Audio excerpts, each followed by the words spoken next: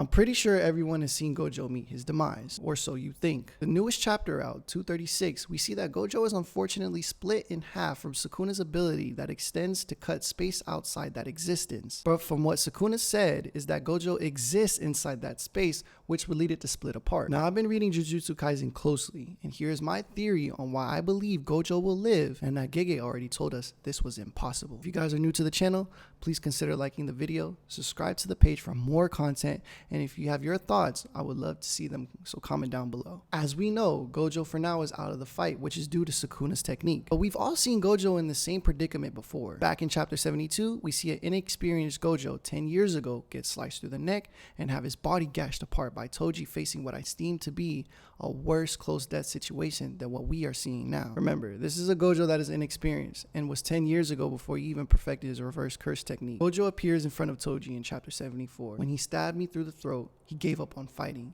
and purely focused on his reverse curse technique to reconstruct body parts, which was impossible. But yet Gojo does it. Let me cook. We see this happen again, but in chapter 234 with Maharaja cutting Gojo's right arm off, but Gojo just restores it like it's nothing, even faster than before. Gojo is cut in half. Yes, this is a bigger body part to restore, but what if I told you he's already doing it and that Sukuna messed up? Gojo right now is already fatigued because of fighting Maharaja, Sukuna, and Agito, and now he has to focus on reconstructing his lower half of his body. So this will just take a lot longer because of the process. I think everyone forgot about this one small piece that Gege wrote in JJK, and having everyone blindsided thinking Gojo lost and that he is dead. In chapter 74, Gojo says to Toji, on the verge of death, he understood the core of cursed energy, and that you lost. You should have cut my head off, and that you didn't use the tool when you stabbed me in the head. Because when Toji stabbed Gojo, not only did he stab him through the neck and gash his body apart, but Toji never cut Gojo's head off, which leads Gojo saying Gojo should have gotten his head cut off, as a statement by Gojo himself,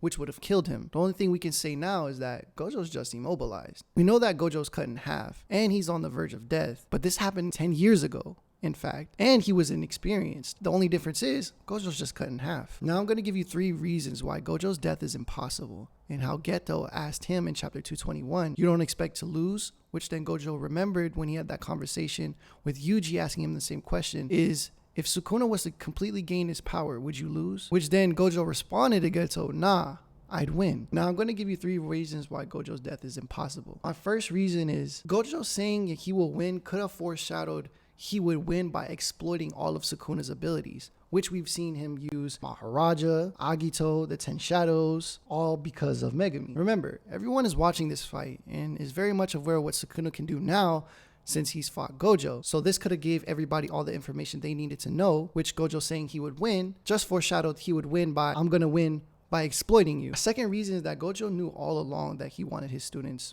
more so Yuji, to fight this fight because of the relationship that he has with Megumi. Knowing Gojo is cold-hearted and would kill Megumi if he has to, will pass that on to students to find a better way. Don't forget, Gojo can be cold-hearted. When Gojo was fighting Hanami and Jogo, he states that Gojo is cold-hearted, and if he has to, he will kill you. So that leads me to think that this fight is a Yuji fight or a Yuta fight, and he knows his students will find a better way to save Megumi instead of Gojo having to kill Megumi. Now, my last reason is that Yuji has been training and perfecting his moves in order to fight Sukuna. We know that Sukuna and Yuji fought in chapter 215 for a brief moment, so seeing all that Sukuna has to offer, for the most part, was Gojo's way of giving Yuji the information that he needed to fight. Don't forget that Yuji also has Black Flash, which Gojo used in chapter 232 to completely knock and stun Sukuna. So this just gives Yuji the information, whether it be Yuji fighting Sukuna on one-on-one, or Yuji and Yuta fighting a 2-on-1. So no matter what, this fight was an informative fight for them to see how they're going to counter Maharaja, Agito, even Sukuna. But this is just my opinion, and I would love to see what you guys have to say in the comment section down below. Remember to like, comment, and subscribe, and don't forget to hit that post notification bell. Greatly appreciate it. I have more content coming soon, and I'll see you guys in the next one.